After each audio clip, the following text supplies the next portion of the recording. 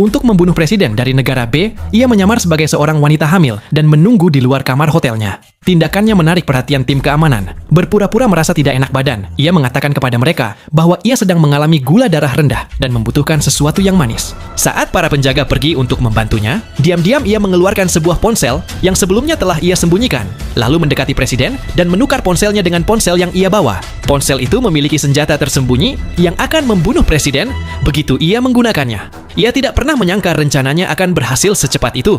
Sebelum sempat meninggalkan hotel, presiden sudah tewas. Kepala keamanan segera memerintahkan semua pintu keluar untuk diblokir dan menginstruksikan timnya agar tidak membiarkan siapapun yang mencurigakan melarikan diri. Tepat ketika Lisa masuk ke dalam lift, seorang penjaga keamanan yang sedang menuju lantai 1 melihatnya. Karena ia satu-satunya wajah asing di hotel itu, kecurigaan langsung tertuju padanya. Tiba-tiba, Lisa mengambil langkah pertama, membuat pria itu terkejut. Sang penjaga dengan cepat mengeluarkan sebilah belati untuk melawan. Terjebak dalam perkelahian dengan penjaga itu, Lisa tidak bisa melarikan diri. Bahkan ketika lift mencapai lantai dasar, ia tidak sempat kabur dan terpaksa membiarkannya naik kembali. Saat itu, pertarungan mereka hampir berakhir. Perut palsu yang dipakainya berhasil melindunginya dari tusukan mematikan. Ketika penjaga itu masih kebingungan, Lisa menggunakan seluruh kekuatannya untuk menekannya ke lantai dan membunuhnya. Pada saat itu, pintu lift terbuka kembali. Tanpa pilihan lain, Lisa mengambil pistol penjaga tersebut dan bergegas keluar. Dengan keterampilan menembak dan gerakan cepatnya, ia berhasil mencapai tangga darurat dengan selamat. Pelariannya yang mulus hanya mungkin terjadi karena rekannya yang membimbingnya melalui telepon, memberi arahan secara langsung.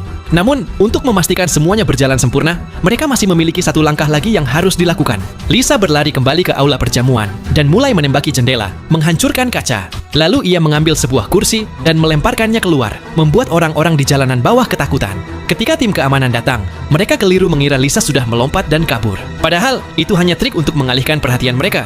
Pada saat yang sama, Lisa sebenarnya berada di tangga darurat, sedang berganti pakaian.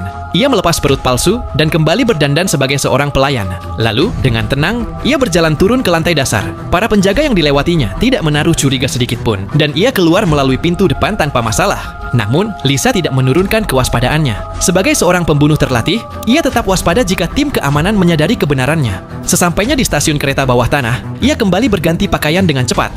Kali ini, ia tampil seperti seorang wanita modis, sangat berbeda dari penyamarannya sebelumnya. Namun, tepat pada saat itu, sesuatu yang tak terduga terjadi.